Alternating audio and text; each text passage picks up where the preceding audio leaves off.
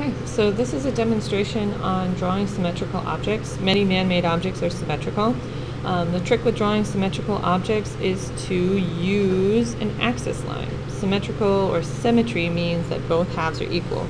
So you're going to use those imaginary axis lines to create a center. So a horizontal axis line is called a level. So when I'm drawing this horizontal axis line here, I'm looking at the edge of my paper to ensure that my line is actually horizontal, and I can look at the distance between the edge and the line on both halves to see if it tilts or turns. This one looks good, so this is called a level. When you want to make like a simple shape that you often find on man-made objects is a cylinder, drawing a pop can or any other cylinder-based object, a vase, a bottle of pop, or a tube, any of those things. A cylinder is a simple object to get started with. You have to have a horizontal axis line and a vertical axis line. So I'll draw the vertical axis line next. And as I draw the vertical axis line, I'm keeping this in my peripheral view, the seam between my sketchbook pages.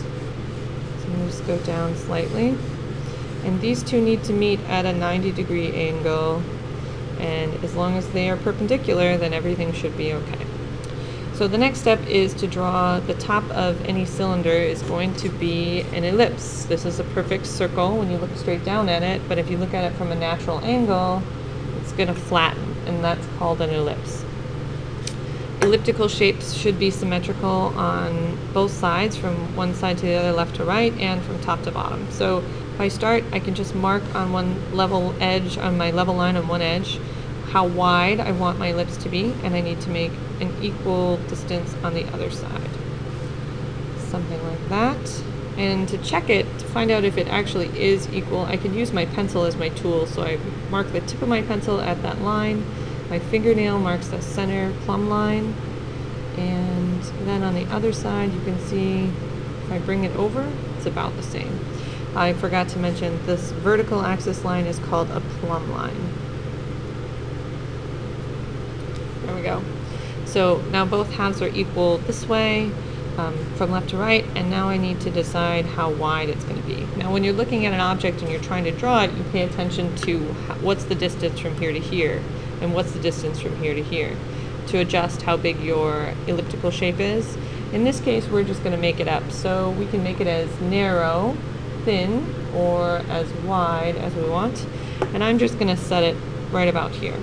And I need to mark an equal distance below the level line. So I'm just going to look at it, eyeball it, and see if I can mark it right about there, and I think that looks good. The next step is to use our skills of drawing arches. Go from one side to the other side, and bottom.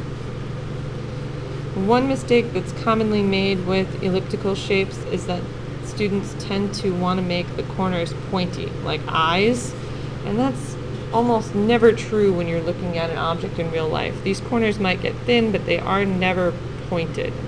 So this is always a rounded edge. Be aware of that and pay attention to how round it is when you're drawing your object.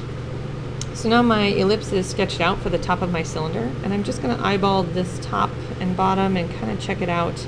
Sometimes it helps to quickly and lightly kind of sketch in one shape to kind of compare it to the bottom.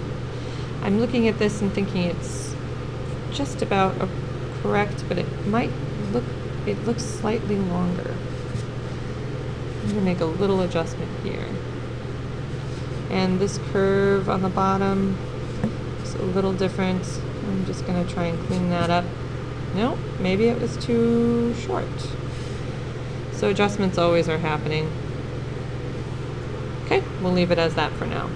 Now the next step of making a cylinder is to draw the sides of the cylinder object. So all I need to do is keep my plumb line in view and draw another perfectly straight line. Where the level line intersects with the edge of my ellipse, I draw a vertical line down. Opposite side, same thing. And I want to keep an equal distance all the way down. If you aren't really watching, your lines can slant in as you draw, especially if you're in the habit of drawing with your sketchbook or your page tilted. A lot of times your lines will slightly turn and tilt. So if I go straight down from there, and now I just have to draw my bottom elliptical shape. Beginning students sometimes flatten the bottom of their objects by just drawing a flat line across it. It's not really what things look like. A round object sits on a flat surface. It still has a curve. So right up here you can see the curve of the bottom of the pop can. It should be equal to whatever curve you see at the top. Since we're making this one up though, I'm going to use the curve from the top, and I'm just going to copy it right here on the bottom. So I'm just going to take this as a starting point and try and make the exact same curve. If it helps, you can turn your sketchbook, turn your hand to make your arch nice and round as it was on the top. Also, something that might help is if you trace over that curve with your hand, with your pencil, and then bring it down to the bottom and kind of try to get that same feeling to happen. So there we go, a cylinder. Voila.